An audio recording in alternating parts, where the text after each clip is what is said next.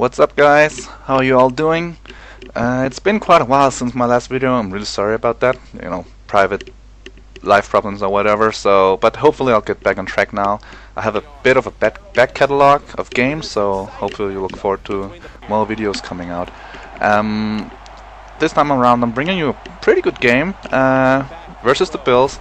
Played against the Bills before, where I kind of dominated them, but this time around it seemed like he had really trained for this game. He actually told me that he had been practicing quite a bit to get ready to not get a big beating again.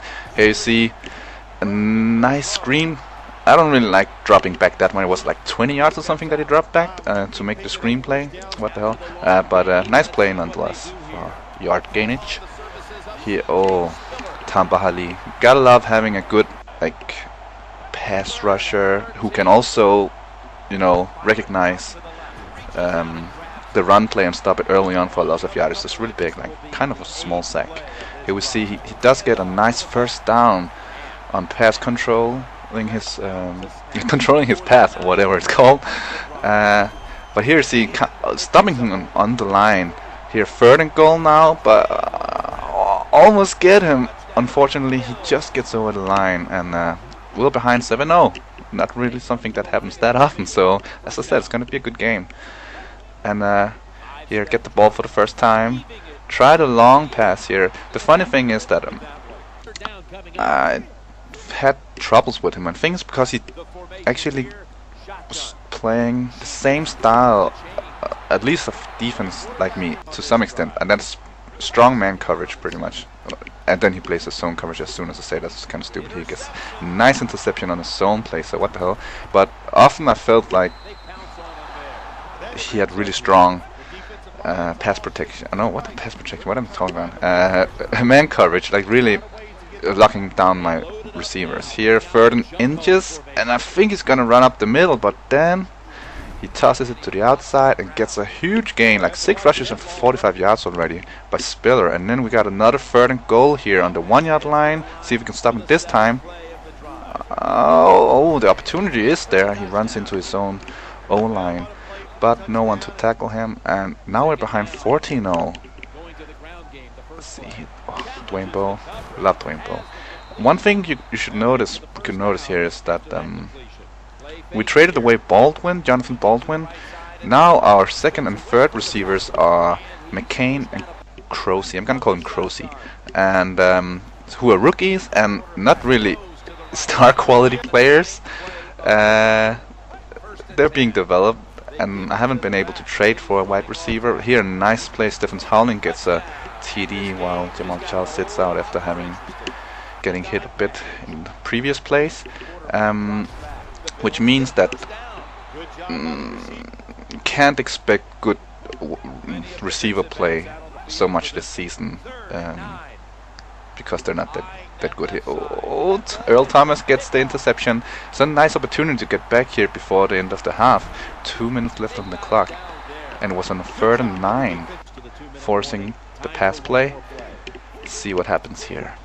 Jamal Charles up through the middle. Gets stopped. Really nice play here by Marcel Darius, I think his name is. Block shifts to the left.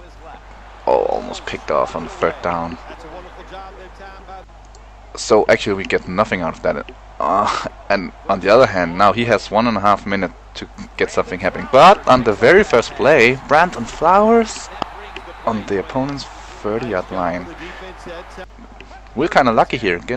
Nice opportunity. So we try screenplay. I don't really like screenplays that much because I feel like they can easily be stopped, but this time around it works.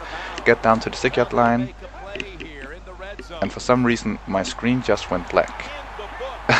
What is happening? Okay, I don't know what just happened, but we're back. See, we scored apparently. I'm thinking it was Jamal Charles for the TD. Anyway, 14-14. He makes a nice long play down the middle. I think it's to his tight end Bennett, perhaps. And wow! Look what happened here. He went hurry up, and he had Derek Johnson on the tight end, and I don't like that. So I pulled the cornerback who was then covering Spiller and tried to manual support the cover of the tight end, which means that Spiller was completely free for a nice first down. But here in 3rd and 8 also converts it, but 5 seconds left means that he's gonna kick the field goal. So here we're in the second half now. Look at this weird play by Zach Miller, a weird first down, but I'll take it. So we're behind with 3 points. So pretty close game. Hit Wayne Bow being great at catching in traffic. I really like that about him. He's not so fast, but when he catches the ball, he usually sticks to it. And here you see what I meant about the screenplay switch. I feel that happens quite often. Here, a lot of 5 yards. Really sucks. So I try a long play here. Gets intercepted. Well, if I hadn't gotten it, it would have been punted anyway. But he gets a nice return here. Almost goes all the way. Lucky. Last person gets him. So let's see. He got the ball, 17-14. Another screenplay. Justin Houston, unfortunately, does not recognize the play well enough to make the stop here. So he gets down to my red zone once again. 3rd and 3 here. Let's see what happens. Quite important. Oh, he gets the first down. Doesn't get in. So again, we're on goal line. 2 yards. I think it's hurry up perhaps here. Rushes it, and this time, yeah, that's just a nice run. But okay, I didn't have goal line formation in, so nice by him. He's 24-14 now, 10-point lead. Gotta get serious now. It's also nearing the end of the 3rd quarter, so time is increasingly becoming an issue. And I gotta give it to Bills. He's really stepped up his game here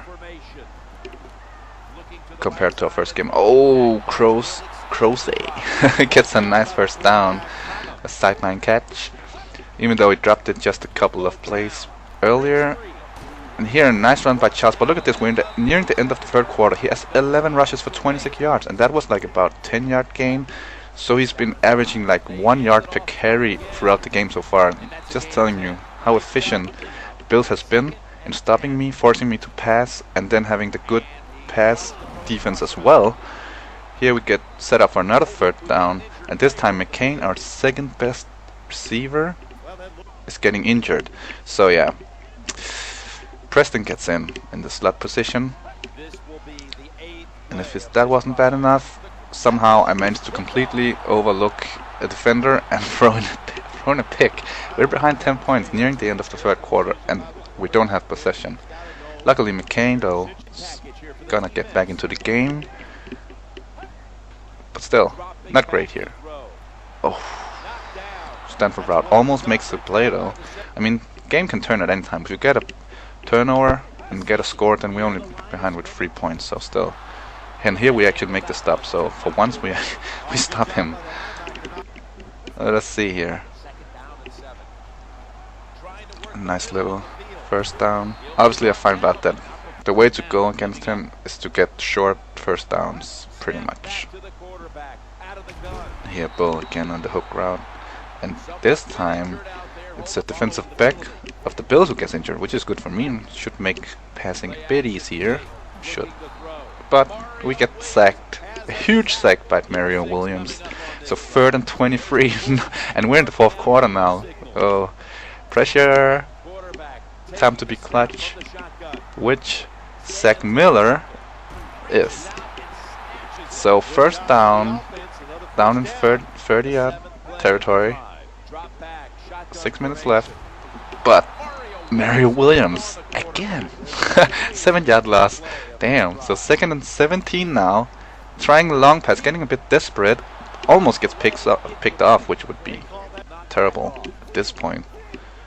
Gotta get some point on the boards here. Let's see, 3rd and 17 now. Croson makes the catch, but 4th and 5. Makes a field goal a bit easier. So now we're only down with 1 score. That's something, right? See, oh, here I completely locked down. I think the receiver he has targeted, which means that Justin Houston gets a nice free run, the quarterback. So it's 2nd and 21, and here we stop Spiller, who has been quite efficient, by the way. I think about 5-yard average. 5-yard average, sorry. Per per run. And here we stop him on the third down. So we get the ball back. 4:22 left. And it's quite a long punt. Let's see. Usually I don't show punts, so means that something happens. Let's see. Stephen Howling, who scored the first rushing TD for us, here making a huge punt return, which I almost never am able to do quite well. So all the way down to the 1 yard line, and now Charles, a bit lucky here, but gets it. So now we got a tie score. We're back in the game. It's gonna get exciting now. 4 minutes left. Bills in possession, own 15-yard line. Let's see here. And Amendola makes a huge catch. What the heck? No speed in his legs, but can catch the ball for sure. Here, a nice rush by Spiller. Time now becoming a bit important as well for the Bills here. Can't really run out the clock too much because all of a sudden that could bite him in the butt. If I get the ball or whatever. He tries to rush it again though, so now we set up for 3rd and 8, and now unfortunately something happens, as you can see here. I lost connection, which was really annoying. Luckily it was an even game, but still, we're on 3rd and 8 and 2 minutes left, and goddammit. But what we end up doing is agreeing that we're gonna set up a new game, and try to match the time on the clock and the yard line we're at. Of course, Bills is getting the ball, and also the downs 3rd and 8. So we're gonna try to set up. Here you can see we're setting it up again, and then what we're gonna say is we're gonna set up so it's gonna be 2 minutes left of the first quarter, and when the time runs out of the first quarter, that's gonna be the end of the game. Setting it up like it was before, pretty much. Just ignore this. This is early on while we agree on how we're gonna set it up, but it's gonna cut here to the situation you can see on the clock. 2:24 on the 46-yard line, 3rd and 8. Bills in possession, and so the game continues from here. And we would have probably replayed the game if possible, but he didn't have the time to replay the game. And so what we end up doing is, like, if I win this little rematch, I'm gonna play against the CPU and take a victory. But if he wins, I'm gonna also take a game against the CPU, but I'm gonna lose against the CPU. That's what we agreed upon. Well, let's see what's happening here. Exactly at the 2-minute mark, and I get the sack just in Houston. So that's huge, because now I get the ball back. About 1 minute left, 1:20 left, to actually get a chance to win the game. Unfortunately, of course, it's not the 4th quarter, so running out of bounds does not stop the clock. So that's kind of a minus for me, but I don't care. We spent like half an hour almost setting up this game, or 20 minutes, so just gonna get it going here. 40 seconds left. Huge first down. Zach Miller on the sideline.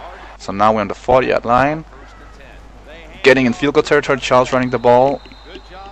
30 seconds left. I think I took a timeout here just because of exactly because of, well, yeah, just to stop time. I don't know what I was gonna say there. Anyway, so you can see time is beginning to run out quite a bit. 13 seconds, 12 seconds, 11. Yeah, the sideline is not stopping the clock, so I take a timeout, I believe, here. 11 seconds. I'm gonna rush the ball, try to get a bit closer, but actually we end up getting the TD. That's kind of stupid, I guess, because now he will have a chance to return the ball, even though that chance is quite slight. But managing time control would have been better here. But yeah, so 5 seconds left. The game is gonna end soon. Let's see. Gonna go all pass protection. Oh, actually the game's gonna end here because I can see the video is gonna cut soon. So I'm just gonna explain here that actually he ended up being quite kind of angry about this, even though we agreed upon continue the game. He thought I actually cut the connection on purpose, even though I'm on Wi-Fi with my router on another floor, a floor below me, so not really happening. But so what I ended up doing, because he was being a bitch, sorry, I ended up just letting the CPU sim the game, and I won like 50 something, whatever. But anyway, I'm back, guys. I hope you enjoyed the game, and see you next time.